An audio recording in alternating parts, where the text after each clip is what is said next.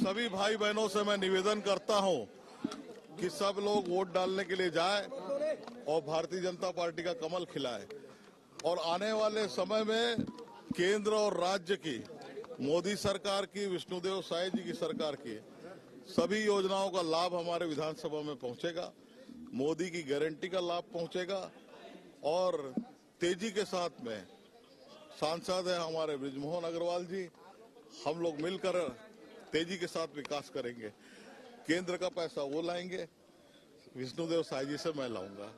सबसे पहले लोगों से अपील करूंगा कि स्वस्थ लोकतंत्र में भागीदारी कीजिए, मतदान कीजिए।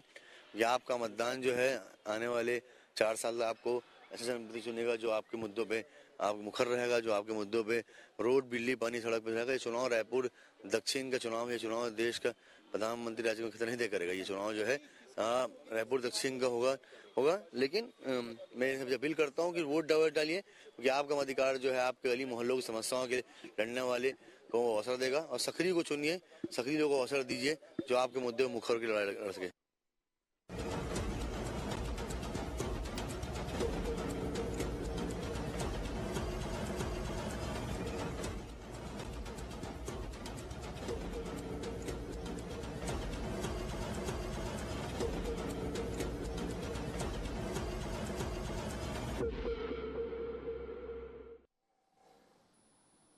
नमस्कार, मैं हूं मोहन तिवारी। आज के मुद्दे में आपका स्वागत है और आज का मुद्दा आधारित है रायपुर दक्षिण के चुनाव को लेकर। चुनाव खत्म हो चुके हैं और अब जो प्रत्याशी हैं उनके भाग्य का फैसला ईवीएम में कैद है। ऐसे में ये फैसला किधर जाएगा, किस करवट बैठेगा ऊंट, और ये जानने के लिए हम आज विश्लेषण करेंगे कि वोटिंग कैसे हुई है, किस तरीके के वोटिंग पैटर्न रहा है, क्या कुछ खास मुद्दे लोगों के जहन में रहे हैं और जनता किसे अपना वोट दे सकती है। हालांकि ये सारे कुछ आकलन है, लेकिन आकलन और कयासों के जरिए हम जानने का प्रयास करेंगे कि आखिर ईवीएम में किसका भाग्य कैद है और किसके पक्ष में जनता का जनादेश जा सकता है। तो इस तरीके की स्थितियों को जांचने, भापने और विश्लेषण करने के लिए हमारे साथ जो पैनलिस्ट मौजूद हैं उनका परिचय करा दूं, उसके बाद चर्चा को आगे बढ़ाएंगे। तो हम बहुत स्वागत करेंगे।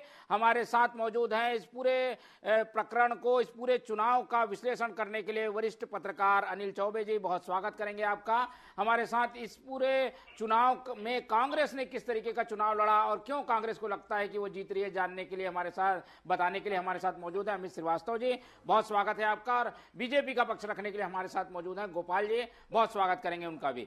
तो तीनों मेहमान हमारे साथ बने हुए हैं और आप स्क्रीन पर देख रहे हैं कुछ जगह लाइनें, कुछ जगह खाली, और ये जो बूथों के का दृश्य है वो अब तक के प्राप्त आंकड़ों के अनुसार बताता है कि रायपुर दक्षिण में जो चुनाव की वोटिंग हुई है वो करीब 46% के आसपास है। कुछ बढ़ेगा तो 46 के बाद 1-2% बढ़ भी सकता है, लेकिन ये वोटिंग प्रतिशत बताता है कि वोटर किस तरीके से उदासीन था, चुनाव में उत्साह का माहौल नहीं था। प्रचार तो जमकर हुआ लेकिन वोटर नहीं निकला, और इसी के कारण का हम आज विश्लेषण करेंगे। तो सबसे पहले प्रतिक्रिया ले लेते हैं चौबे जी की। अनिल जी, आपने कई चुनाव देखे हैं और उपचुनाव में तो क्योंकि प्रचार ज्यादा होता है, बाहर से लोग आते हैं, वोटर निकालते हैं और वोटिंग प्रतिशत होता है। मध्य प्रदेश में तो 75% वोटिंग हुई है आज ही, लेकिन यहां ऐसा क्या हो गया, कौन सा चमत्कार हो गया, वोटर क्यों नहीं निकला बाहर? जहां हम देखते थे कि 1-1 लाख वोट बृजमोहन अग्रवाल को मिले थे, आज 1 लाख वोट पड़े होंगे, नहीं पड़े होंगे, इसका आकलन अभी चल रहा है।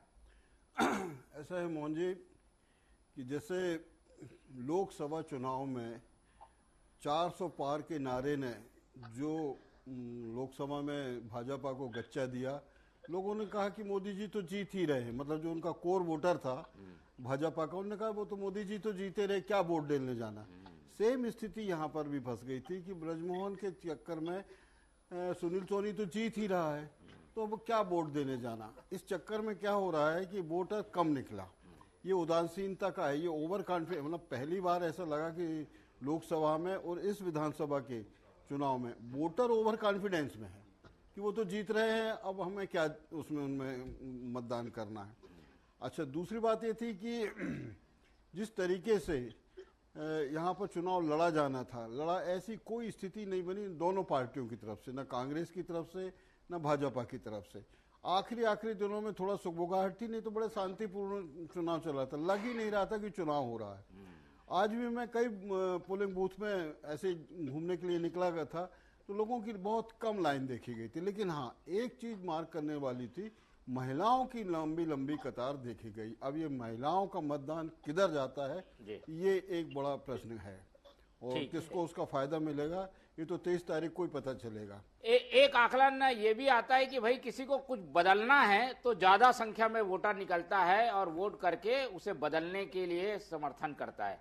यहाँ बीजेपी का विधायक था लेकिन वोटिंग प्रतिशत कम हुआ है, क्या इसे भी कुछ जोड़ा जाए, लॉजिकल रूप से इसको आकलन किया जाए? अक्सर ऐसे पूरे जो अनुभव हैं वो यही कहते हैं कि जब भी मतदान कम होता है तो वो हमेशा सिटिंग सरकार के खिलाफ जाता है। लोग नहीं, ज्यादा मतदान को कहा जाता है कि कई बार खराब जाता है। नहीं, ज्यादा मतदान में तो दोनों तरफ स्थिति होती क्योंकि दोनों अपने वोटरों को निकालते हैं, लेकिन कम मतदान की स्थिति ये रहती है कि जो भी मतदाता था, जिसको मतदान करने सुचारू मतलब स्वेच्छा से जाना चाहिए था वो नहीं गया। इसका मतलब वो इनकम्बेंसी का वो रहता है। और दूसरा एक चीज और है कि ये जो चुनाव है दक्षिण का, ये भी एक बहुत बड़ी चर्चा का विषय रहा कि ये चुनाव थोपा गया है, जबकि यहाँ पर चुनाव होने की कोई स्थिति नहीं थी। यहाँ की मतलब सदर बाजार या दूसरी जगह में मैट की जो बैठक होती है उनके बीच में चर्चा थी कि यार ये जबरन थोप दिया गया। यहाँ ब्रजमोहन अच्छा खासा विधायक था, मंत्री भी बन गया था। सुनील सोनी को अगर सांसद की टिकट नहीं देना थी तो किसी और को दे देते, लेकिन ये जो रद्दोबदल हुआ है, सीट की अदला बदली टाइप की जो हुई है, इसको साटा गांटा कहते हैं ये लोगों को थोड़ा सा खल रहा था। अब देखिए 23 तारीख को है जो भी परिणाम आते हैं, लेकिन कम मतदान हमेशा सरकार के खिलाफ रहा है। ठीक है, चलिए, कम मतदान को दोनों तरीके से देखा जाता है। कई बार इसे इनकम्बेंसी के कारण भी देखा जाता है और कई बार उदासीनता के कारण भी। तो ये आकलन हमारे पास आया अनिल चौबे जी की ओर से। अब चलते हैं कांग्रेस का रुख सुन लेते हैं, कांग्रेस को इसमें क्या फायदा नुकसान नजर आता है, क्योंकि इसी के आसपास वोटिंग लोकसभा चुनाव में भी हुई थी, बताते हैं रायपुर दक्षिण में, लेकिन वहां 1 लाख वोटों की करीब 90-95 हजार वोटों की लीड मिली थी बृजमोहन अग्रवाल को। अब क्या होने वाला है श्रीवास्तव जी, आप लोग के पास क्या फीडबैक आ रहा है? देखिए मोहन जी, आज लगातार हम पूरे दक्षिण विधानसभा में जो घूम रहे थे, तो जैसा अभी अनिल भैया ने कहा कि उत्साह की कमी तो दिख रही थी निश्चित तौर पे, और लगातार जिस प्रकार से चुनाव थोपा गया जनता के बीच में, कार्यकर्ताओं के बीच में भी, भाजपा के कार्यकर्ताओं के बीच में भी, ये चर्चा का विषय था। और भाजपा के जब लोगों से हमारी बात हो रही थी तो वो भी कहते थे आमजन के साथ कि एक ही व्यक्ति पे इतनी मेहरबानी क्यों कि 2 बार आपने महापौर बना दिया, एक बार अगर आरडी अध्यक्ष बना दिया, एक बार आप सभापति उनको बना दिए, एक बार आप सांसद बना दिए। जिस प्रकार से लगातार अब विधायक के लिए अगर आपने उन्हीं को रिकमेंड किया है तो आगे और क्या क्या। तो ये जो अभी अनिल भैया ने कहा कि जिस प्रकार से थोपा गया, अगर आपको अदला बदली चल रही थी क्या भाजपा में, चुनाव ये जो था ये एक्सचेंज ऑफर था क्या कि आप एक बार विधायक को सांसद बना दीजिए, सांसद को विधायक बना दीजिए, तो ये कार्यकर्ताओं में उनके रोष था। और जिस प्रकार से आप कहा कि पिछले बार बम्पर वोटिंग उनको पड़ी थी, तो आज उनका ही कार्यकर्ता निकल नहीं रहा था क्योंकि उससे उत्साह की कमी थी। उन्हें अपने बीच में, जैसे हमारे बीच में हम ये चुनाव था सक्रिय वर्सेस निष्क्रिय के बदले, और जिस प्रकार से हमारे यहाँ कार्यकर्ताओं में उत्साह था, उनको लगता था जब आकाश शर्मा हो सकते हैं तो अगली बार हम क्यों नहीं हो सकते। और लगातार जिस प्रकार से युवाओं में उत्साह था, कांग्रेस के कार्यकर्ताओं में उत्साह था, बूथ लेवल से लेकर ब्लॉक लेवल से लेकर पूरा दक्षिण में एक उत्साह का वातावरण निर्मित हुआ था मोहन जी कि अब अगला नंबर हमारा भी लग सकता है। तो लगातार ये होना चाहिए राजनीति में कि जिस प्रकार से नए नए लोगों को मौका मिलना चाहिए, उनको आगे लाना चाहिए। लेकिन भाजपा में लगातार अगर 5-5, 7-7 पद में एक ही व्यक्ति को जब रखा जाता है तो कार्यकर्ताओं के बीच में रोष भी होता है। और कहते हैं ना कि पेड़ के कटने का किस्सा नहीं होता अगर कुल्हाड़ी में लकड़ी का हिस्सा नहीं होता। और जिस प्रकार से इनके मिस कॉल के जो कार्यकर्ता है ना, वो इस चुनाव में पूरी तरीके से मिस हो चुके हैं, ये आज हमको देखने को मिल रहा था।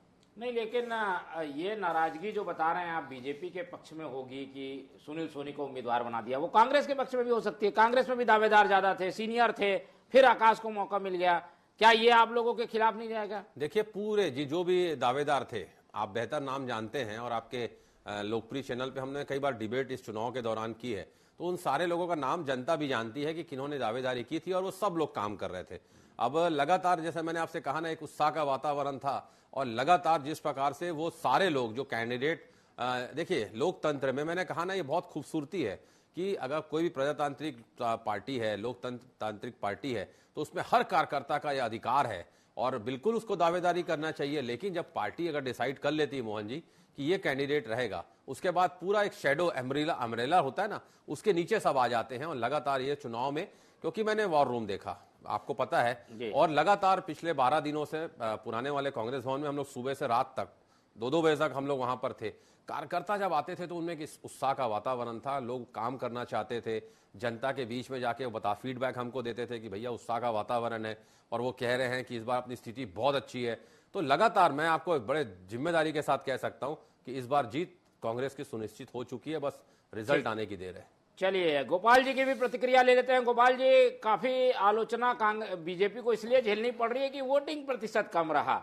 आपके हो सकता है स्टॉल में भीड़ भी दिखी, का आपके झंडे बैनर भी ज्यादा थे, उसके बावजूद ये वोटिंग प्रतिशत के कारण आप लोगों को थोड़ा सेटबैक हो रहा है।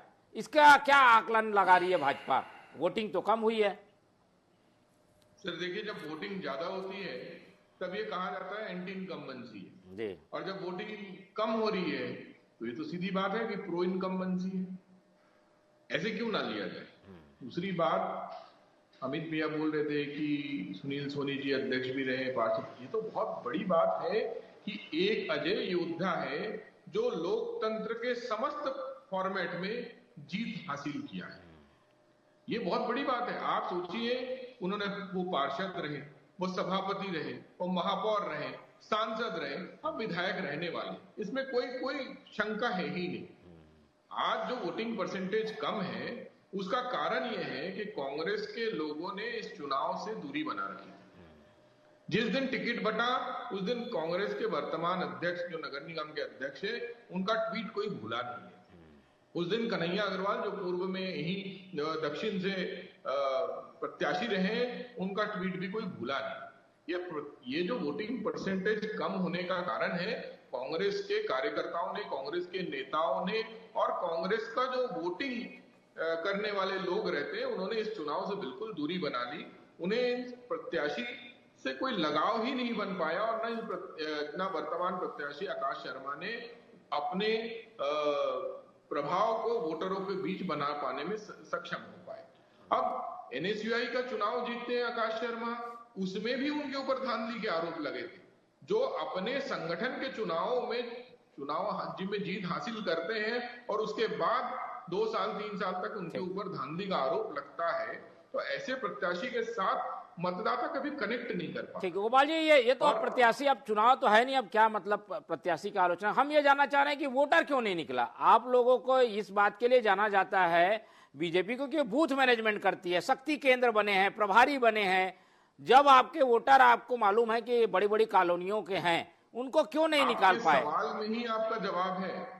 आपने ही इसी डिबेट में कहा कि बृजमोहन जी लगभग 70,000 वोट से आगे बढ़े थे, आगे जीत हासिल की थी, और आपने ही कहा कि अब 1 लाख वोट पड़े कि नहीं, इसकी गिनती हो रही है। तो भाई, हमारा जो वोटिंग परसेंटेज है वो पूरा का पूरा वोट डाला है। आप निश्चिंत रहिए मोहन जी, मैं आपके इस चैनल में बताना चाहता हूं कि हमारा जो वोटर है, भाजपा का जो विधिवत वोटर रहता है, कैडर का जो वोटर है, वो बिल्कुल घर से निकला है और अपना मतदान किया है।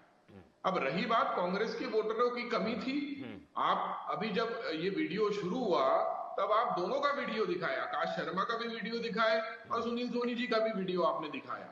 आसपास कितने लोग खड़े थे उसी से समझ में आ जाता है कि वोटिंग परसेंटेज किस हिसाब से हुआ होगा। मैं तो और कुछ नहीं बोलना चाहता, सिर्फ क्या होता है, पूरे हंडी में चावल पकाया जाता है, 2 दाने निकाल के टेस्ट किया जाता है कि पका कि नहीं पका। आपका जो वीडियो था आज का शुरुआत का, वही अपने आप में बता रहे हैं कि किसका परसेंटेज ज्यादा है और किसका परसेंटेज कम है। और एक हंसी की बात यह है कि अमित भैया भले ही पुराने कांग्रेस कार्यालय से इस चुनाव को वॉर रूम से देखे, तो मेरा उनसे सवाल है कि क्या वो पुराना कांग्रेस बचा है छत्तीसगढ़ में, या सब कुछ ढेबर और अकबर और गोबर लेके चला गया है। ये तो इनको तय करना है कि इसके बाद की कांग्रेस कुछ बची हुई है कि नहीं। इस बार तो काफी दूरी बना के रखी थी कांग्रेस ने ऐसे लोगों से जो कि वोट को काट सकते थे। क्यों अमित जी, गलतियों से सीखा है कि नहीं कांग्रेस ने? देखिए, मुझे लगता है कि अगर गोपाल भाई अभी थोड़ी देर पहले एक लोकप्रिय चैनल का लाइव कार्यक्रम हो रहा था सुंदरनगर से, अगर देख लेते तो आपका ये आंसर नहीं होता। मुझे शायद लगता है उन्होंने नहीं देखा, शायद इसीलिए वो कह रहे हैं। जो उत्साह का वातावरण सुंदरनगर स्कूल में था और जो गजब का जन सैलाब वहां पर कांग्रेसियों का था, वो अगर आप देखते तो स्वतः ही आपको आपका उत्तर मिल जाता। आकाश वहां के रहने वाले हैं शायद, इसलिए। चलिए, धन्यवाद मोहन जी कि आपने एक्सेप्ट तो किया। भाजपा तो आज तक ये पचा ही नहीं पा रही कि आकाश यहाँ के हैं करके, तो आपका धन्यवाद कि आपने माना कि वो तो वहां रहने वाले हैं। तो मैंने अभी वहां पर कहा एक चैनल पे कि भाजपाइयों को दृष्टि दोष हो गया है। अगर सुंदरनगर में खेलने वाले बच्चे को वो नहीं पहचानते, लड़के को नहीं पहचानते, मतलब या तो वो खुद बाहर के हैं। रही बात आपने कहा कि दूरी बनाना, तो मैंने आपसे बताया कि एक गजब का उत्साह था और कांग्रेस का एक एक कार्यकर्ता इस चुनाव को, रण को, और जो अभेद किला इन लोग बोलते हैं, आकाश उस अभेद किला को भेदने जा रहे हैं और सिर्फ 23 तारीख का हमको इंतजार है। और मैंने कहा ना कि चाहे वार्ड से स्तर का हो, ब्लॉक स्तर से हो, जिला स्तर पे हो, लगातार पूर्व विधायक और लगातार, अगर आप इतने मजबूत थे, आप कहते थे कि हमारा अभेद किला है, आपके बड़े बड़े नेताओं को उतरना पड़ गया, मुख्यमंत्री जी को उतरना पड़ गया रिक्वेस्ट करने के लिए कि जिता दीजिए साहब, मतलब कहीं ना कहीं आप अंदर से पूरा भयभीत हैं कि इस बार जो यहाँ का रण है। यहाँ से भी तो सारे बड़े नेता प्रचार में नहीं, हमने तो कभी कहा ही नहीं कि हमारा अभेदगढ़ है, ऐसा है वैसा है। इन्होंने कहा कि हम तो जीत रहे हैं, एक भी वोट ये बढ़ा नहीं पाएंगे। तो अगर आपको इतना कॉन्फिडेंस था तो आपको मुख्यमंत्री जी को नहीं उतारना था। खैर, ये आपका अंदरूनी मैटर है, लेकिन मैं फिर कहता हूं कि आपका अहम और वहम आपको ले डूबने वाला है। बस 23 तारीख का इंतजार करिए। चलिए गोपाल जी कुछ ऐड मैं दूंगा जी। गोपाल जी, ये 40% जो मतदान है, आप कह रहे हैं मंत्री जी का आना और अपने जी गोपाल जी एक सवाल कर रहे हैं हमारे पैनलिस्ट हैं राजनीतिक विश्लेषक अनिल चौबे जी। जी मैं जानना चाहता हूं गोपाल जी कि ये 40% में आप कितना अपना हिस्सा मानते हैं जो मतदान हुआ है? % में आप पुराने अगर पिछला चुनाव 2023 का अगर कैलकुलेशन करें तो समझ लीजिए 32-33% भाजपा का है। और अभी अमित भाई एक बात बता रहे थे कि सीएम साहब क्यों आए। भाई, अगर राजनीति में हर व्यक्ति और हर नेता अपने साथ जो चुनाव में खड़े हो रहे, अपने टीम के लोगों के लिए खड़ा होना, ये कोई मजबूरी नहीं होता है, ये मजबूती होता है। अमित भैया, मजबूती और मजबूरी में थोड़ा सा एक र और त का फर्क है, लेकिन बहुत बड़ा फर्क है। शायद आप लोग भूपेश बघेल ये र और त का फर्क नहीं समझते हैं, लेकिन आदरणीय विष्णुदेव साय जी ये र और त का फर्क बहुत अच्छे से जानते हैं। और बिल्कुल ये मजबूरी नहीं थी, ये मजबूती थी पार्टी का कि हर व्यक्ति, हर कार्यकर्ता, हर नेता, हर मंत्री एक सीट पर भी आकर बिल्कुल अपना उपस्थिति दर्ज कराए और आदरणीय सुनील सोनी जी के लिए मेहनत। ठीक है, चलिए चुनाव तो खत्म हो गया है, लेकिन दावे अपनी अपनी जगह दोनों पक्षों के कायम हैं और अपनी अपनी दलीलों के जरिए अपनी बातों को दोनों प्रवक्ता साबित भी कर रहे हैं। अनिल जी की ओर चलता हूं। अनिल जी, ये पार्टियां तो नहीं मानेंगी, लेकिन आप क्या समझते हैं? हर पार्टी का एक पॉकेट्स होता है कि हमारा ये मुख्य वोट बैंक है, यहां से हमको लीड मिलती है। वहां से आपको क्या फीडबैक मिला है कांग्रेस के खेमे से? क्या वो अपने क्षेत्र में अपने बहुलता वाले अपने समर्थकों को वोट करा पाए? और बीजेपी के जो पॉकेट्स होते हैं वोटर के, वो निकले कि नहीं निकले? आपके पास कुछ फीडबैक है क्या? शुरू में कहा कि भाजपा में के जो वोटर्स हैं वो अति उत्साह, ओवर कॉन्फिडेंस में थे, वो निकले ही नहीं वोट देने के लिए, जैसा उत्तर प्रदेश में हुआ। और उस चक्कर में अखिलेश जी को 37 सीटें मिल गई, जबकि first phase, second phase, third phase में अच्छी स्थिति थी मोदी जी की। इतना बड़ा अंतर है पिछले चुनावों के बाद, वो क्या पट पाएगा? क्या 67,000 तो अंतर है, वो कैसे पटेगा? अगर ऐसा होगा भी तो कितना? नहीं, मैं ये नहीं कह रहा हूं कि सुनील सोनी को वो हरा देंगे, ये मैंने कभी नहीं कहा। लेकिन अगर वहां पर 10-15 हजार या 5 हजार या 10 हजार से अगर सुनील सोनी की जीत भी हो जाती है तो वो एक प्रकार से हार ही है, क्योंकि जहां पर 70,000 मतों से जीतने वाले और उनका 35 वर्षों का इतना मतलब उसमें उनके मजबूत उनका गढ़ था, वहां अगर 10-5 हजार में सुनील सोनी जीत रहे हैं तो एक प्रकार से हार ही है। ठीक है गोपाल जी, आजकल ट्रेंड निकला है लोकसभा चुनाव के बाद नैतिक जीत। राहुल गांधी भी कहते हैं 99 सीट आना नैतिक जीत है। ऐसा यहां पर भी हो जाएगा? फिर आप लोगों को ताने सुनने पड़ेंगे, हर डिबेट में इसी का उदाहरण दिया जाएगा दक्षिण का। क्या ऐसा होगा? कैसे आप लोग निपटेंगे इससे? देखिए आजकल ट्रेंड नहीं है, वो तो मंदबुद्धि, और पहले ही बोला जा चुका है कि भाई वो लास्ट आने वाला बच्चा भी बोलता है मैं एक जन से पहले आ गया इसलिए मैं फर्स्ट हूँ, लास्ट वाले से फर्स्ट हूँ। ये ऐसा वाला कंडीशन है। चार चुनाव में राहुल गांधी का चेहरा चल चुका है और उसके बाद भी 100 का आंकड़ा पार नहीं हो पाए, और उसके बाद भी उनको लगता है कि वो गोल्ड मेडल लेकर जीते हैं। ये नैतिकता कहाँ पतन हो चुकी है उस पे बात होनी चाहिए, ये ट्रेंड पे बात नहीं होनी चाहिए, नैतिक पतन की बात होनी चाहिए। और मुझे नहीं लगता कि हम 20 से 25 हजार वोटों से कम लीड से हम जीतेंगे इस चुनाव को।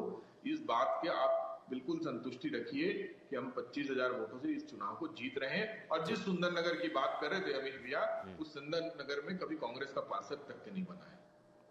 ठीक, अभी अगर बने हो तो उनसे नाम पूछ लीजिए, सुंदरनगर में कभी कांग्रेस का पार्षद तक के नहीं बन पाया है। जिस सुंदरनगर का बार बार वो उदाहरण दे रहे थे, जहां पे बड़ा जोश दिख रहा था, एक बार कांग्रेस का पार्षद पिछले 15 साल 20 साल 25 साल में नहीं बना है। ठीक है, चलिए बना हो तो अमित भैया नाम बता। बिल्कुल, चलिए नहीं बन पाया है, ठीक है। श्रीवास्तव जी, ये आप लोग मान के चल रहे हैं कि भाई अगर कम से भी हार होती है तो हम एक प्रकार से जीते हुए मानेंगे। क्या कांग्रेस के मन में क्या चल रहा है, एक आप लोग ने प्लान क्या बनाया है जीत का? मैं आपको बता दूं कि अभी गोपाल जी जैसा कह रहे थे कि सुंदरनगर का पार्षद कभी कांग्रेस का नहीं बना है, तो भाजपा का भी कभी नहीं बना है। आपको बता दूं, अभी पिछले चुनाव में बना है। सुन ली, नहीं बना है। भूरू भैया ने, मृत्युंजय दुबे जी ने बाद में, उन्होंने भाजपा बाद में ज्वाइन करी है, वो निर्दलीय लड़के गए। नहीं, भाजपा से आप देख लीजिए, आप चेक करवा लीजिए। गोपाल जी बोलेंगे। नहीं, मैं गोपाल जी आवाज आ रही? मैं तो बता रहा हूँ आपको। नहीं मैं जाना। गोपाल जी ज्यादा अच्छे से नहीं, अभी वो भाजपा में है। आवाज बढ़ाइए गोपाल जी की। गोपाल जी, अखिलेश कश्यप जी भाजपा से पार्षद रहे सुंदरनगर से, पिक्कू भैया उनका उपनाम है, अमित भैया बहुत अच्छे से जानते होंगे, अविनेश जी के छोटे भाई है, भाजपा के पार्षद रहे। नहीं, मृत्युंजय दुबे भी अभी पिछले बार भाजपा से ही जीत के आए हैं। नहीं, और भी मृत्युंजय दुबे जी भी पिछले बार भाजपा से जीत के आए। ठीक है। देखिए, मैं वही चीज कहना चाहता हूँ कि जिस प्रकार से अभी भैया ने कहा, आपने कहा कि जीत की बात आप कर रहे थे कि इतने से होगा तो ऐसा हो जाएगा। मैं आपको बता दूं कि गजब का उत्साह मैंने देखा है कार्यकर्ताओं के बीच में, जनता के बीच में। और अभी आप देखिए कि जिस प्रकार इनके बड़े नेता कह रहे थे कि एक भी वोट कम नहीं होगा, तो 66,000 से अभी गोपाल जी ने स्वतः ही कहा 20-25 हजार, मतलब आज सिर्फ वोटिंग हुई है और 66,000 से ये 25,000 में खुद गोपाल जी ने एक्सेप्ट किया कि मेरा अभी मानना है कि 20 से 25,000, मतलब 66 से 25 आज सिर्फ वोटिंग हुई है। और अभी पूरी तरीके से डिक्लेयर भी नहीं हुआ है कि कितने % वोट हुआ है। उसमें गोपाल भाई ने कहा दिया है कि 20 और 25, मतलब रिजल्ट आते आते तक आप देखिएगा प्रचंड बहुमत से आकाश विजय श्री उनके हाथ लगेगी। और निश्चित तौर पे मैं आपको बता दूं कि जैसा मैं बार बार कह रहा हूं कि ये जो चुनाव था सक्रिय वर्सेस निष्क्रिय था, अपराधगढ़ जो बढ़ते जा रहा है उस पर जनता ने अपनी मुहर लगाई है। और एक ही, जैसे आपने कहा, मैंने बिल्कुल ठीक कहा है कि आपके कार्यकर्ताओं या सारी मुहर ज्यादा संख्या में लोग आके लगाते हैं तो ज्यादा अच्छा है, मुहर लगती। देखिए, मुहर हल्की लगा दी लगता है। देखिए, मैं वही चीज तो कह रहा हूं ना कि अगर कम होना बड़ा डेंजरस केस है। अभी जैसा अनिल भैया ने कहा कि अगर वोटिंग कम होती है तो जो रूलिंग पार्टी होती है उसके लिए खतरा है, और अगर बढ़ती है तो दोनों के लिए प्लस और माइनस हो सकता है। लेकिन जब वोटिंग कम होती है तो ये 100% देखा गया अमूल कि क्या बोलते जो रूलिंग पार्टी होती है उसके लिए खतरा है। और मैंने आपको कहा ना कि गजब का उत्साह था, और आप लोग लगातार जो चैनल पे चला रहे थे, जब जनता का फीडबैक लेते थे तो जनता में एक ऐसा उत्साह था कि एक बार तो इनका अहम और वहम टूटना चाहिए, एक बार तो इस बार नए लोगों को मौका मिलना चाहिए।